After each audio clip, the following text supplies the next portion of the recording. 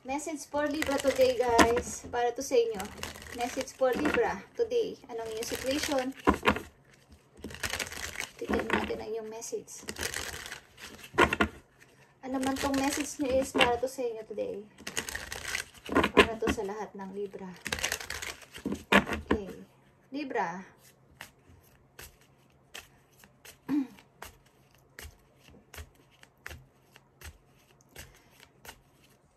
Unahin natin ang iyong buhay pag-ibig. Message for you today. I need message for you today. Libra. Okay. Okay. Message mo sa Libra. Sa kanilang buhay pag-ibig, anong gusto mo sabihin at anong gusto sabihin ng tao ni Libra sa kanya. Nasa relation man kayo wala, is, kung wala pa, paparating ang person na to, dito ang gustong sabihin sa inyo ng person mo. Okay, Libra? We need to let each other go. Okay. We need to let each other go, guys. Kasi napipil na niya na parang gusto mo nang umalis o parang gusto mo nang let go siya. Okay. Parang gusto niya muna kayo magkaroon ng temporary separation, Libra. Parang napipil naman niya na unti-unti ka nang lumalayo sa kanya. Kaya, sinasabi niya na parang napipil ko na unti-unti mo na akong iniiwan, Libra. Okay, kung kayo ay nasa relation at hindi na magandang inyong samahan ng person na to is ito ang gusto niyang sabihin. I feel you leaving me behind and we need to let each other go. Parang mag-temporary muna tayo, mag-call off muna. Tingnan natin kung ano ang ating totoong mararamdaman. Kung tayo magkalayo, okay? Yan ang gustong sabihin sa inyo ng yung person, Libra. Kung kayo nasa relation na. Okay. At tingnan natin ang inyong sa buhay pamilya. Maging mag-asawa man o sa inyong tahanan. Tingnan natin, guys. Or sa inyong career. Tingnan natin ang inyong message, guys. Para sa Libra today. Anong message mo sa kanila? Sa kanilang family, sa career, o sa kanilang mga alalahanin. Tingnan natin, guys. Okay? O sa kailang pamilya. Child. Okay. Ilan sa inyo, guys, is may anak. May anak. Maybe ang bata na to is nasa 5, 6, 7. Okay. 5, 6, 7 years old. Tingnan natin, guys, ang inyong mga dapat malaman sa inyong situation ngayon. Okay? May anak ba kayo ng person na to?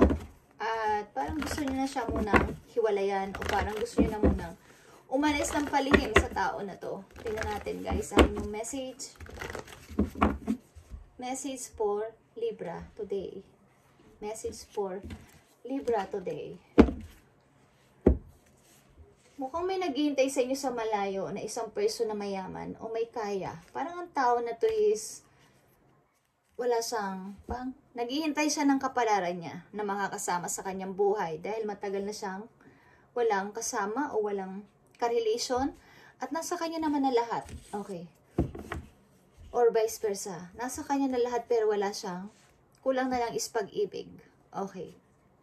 Tingnan natin, message for you, Libra, today. Universe is here, guys. Okay? Universe is, kayo ay nagmamasid-masid. Kayo ay, pag matahimik is nagmamasid-masid sa paligid at inaalam ko ano mga ang dapat ninyong next step. Okay? Maaring kayo ay nagising, something na nagkaroon kayo ng awakening na kailangan kong magkaroon ng bagong ako. Okay. Magkaroon ako ng bagong ako katulad ng eggshell. Okay. Bagong ako. Parang bagong isinilang muli. Nagmamasid-masid kayo. Ang ilan sa inyo is napapakinggan o pinangginggan ng universe ang inyong mga prayers. Okay. Ilan sa inyo is magta-travel maybe or nasa travel. Okay. Libra, I need message for Libra. Bakit ganito ang message sa iyo ng iyong person? I feel you leaving me behind. Napipil ko na para mo kung iniiwan pa konti-konti, Libra, or vice versa. I need message dito. Nine of Cups is here.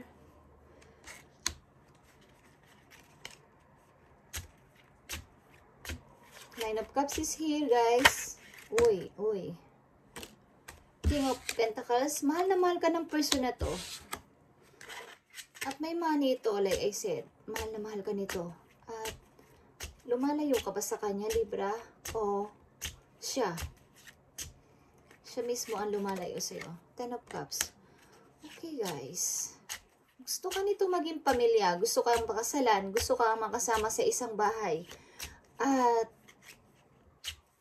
maybe napapansin niya na parang lumalayo ka na sa kanya. Napifeel niya. Or ikaw ang nakaka-feel nito, Libra. Sa iyong ka-relation, napipil mo na para kang nilalayuan. Pakunti-kunti ng tao na to.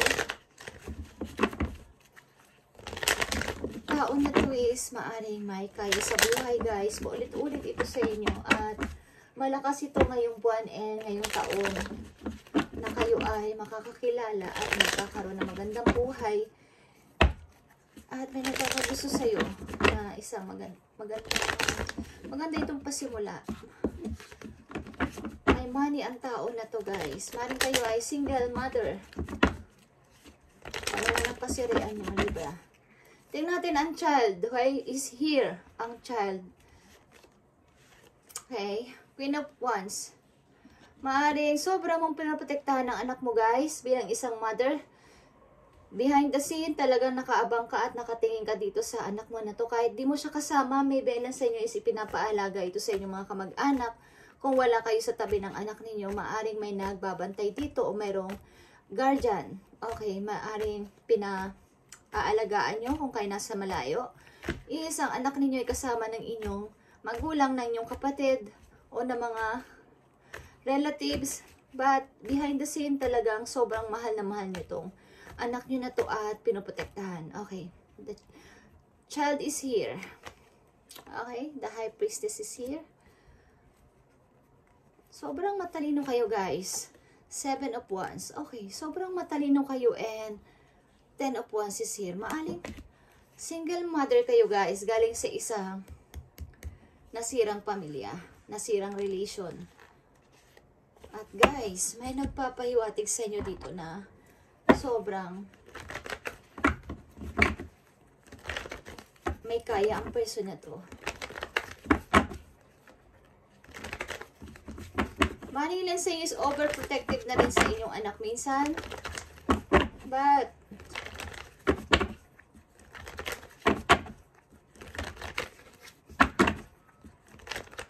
message mo sa mga Libra today, dito sa kanilang person, I feel you leaving me behind. Sino nagsasabi nito? Ikaw ba? O siya? Okay.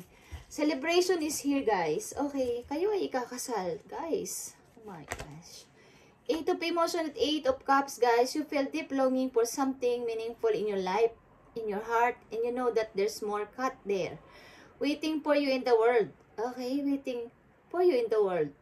The universe is here. It may be time to switch career, move to a new home or city, or initiate other important changes. Do what right for you and seek out your magical new life.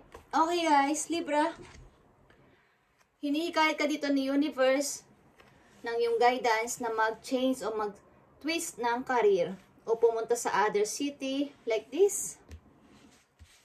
Maglipat, pumunta sa ibang city o place kasamang yung anak maybe. Para magkaroon ka, maranasan mo yung isang magical new life. Katulad ng sinasabi ko, kayo ay nakatakdang makapag-asawa na o makasama ang isang taong may kaya sa buhay, guys. Okay?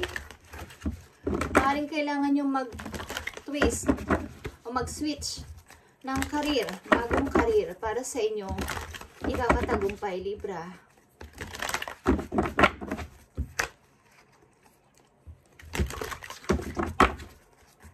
Parang kahit anong gawin yung pagsisikap dito sa same na routine is, yun at yun ang inyong wala, parang boring na. Okay? nabuboring na kayo at walang pagbabago. So, you need to change ng career or city, maglipat ng bahay, or lumipat ng trabaho kung kinakailangan.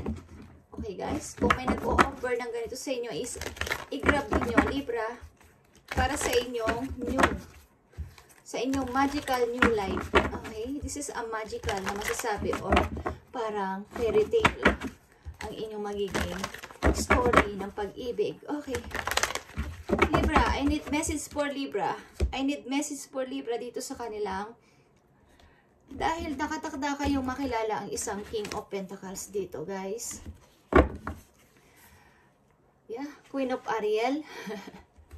Nandito ang King of Ariel and Queen of Ariel is King of Pentacles and Queen of Pentacles. Isa kayong couple o magiging couple. Nature yourself and those you love. The ability to make anything more beautiful, practical, and wise advice. Okay. And Page of Ariel is here. Page of Pentacles is an excellent opportunity will be offered to you. Libra, scholarship or pursuit of education, time to get work. May mga offer na paparting sa inyo, guys. At, oh my gosh. New beginning is nagpaparamdam sa inyo, guys. Starting a new life. Starting a magical new life. Finding your purpose. Forgiving and compassionate review of the past. Review of the past. Nakikita nyo dito ang family sa inyong past.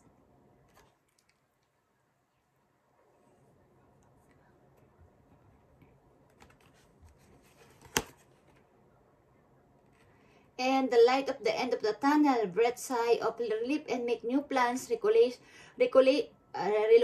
or travel. Okay? Yeah, nagpapahiwatig sa inyo ang pagta-travel o pag-relocate, guys. At pag-switch ng career, pag-change ng place o ng city na inyong lilipatan. At i-review nyo ang details from the past para hindi na kayo magkamali sa pag-select o pagpili this time.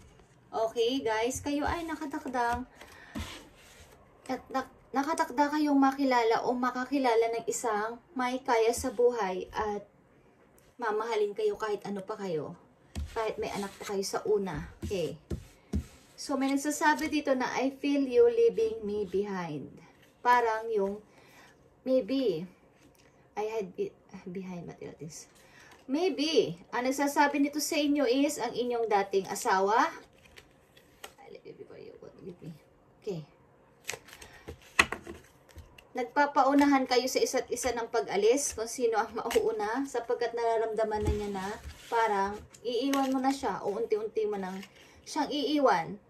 May kinalaman dito ang isang practical o isang matalinong pag-iisip compare sa love rather maybe career rather than love ang usapan dito ngayon sa inyong isipan. Okay. Mukhang kayo ay nagkaroon ng awakening something dahil kayo ay may anak na pinoproteksyonan at kailangan nyong i-provide. So, I need to decide ng practical na decision para sa akin at sa aking anak kahit love pa kita. Okay. At ito ay napakagandang decision sapagkat ito rin ang payo sa inyo na kayo ay mag-switch ng career at mag-relocation, guys. Okay, but may tao dito malungkot sa inyong paglisan. Okay. Thank you guys and God bless Libra.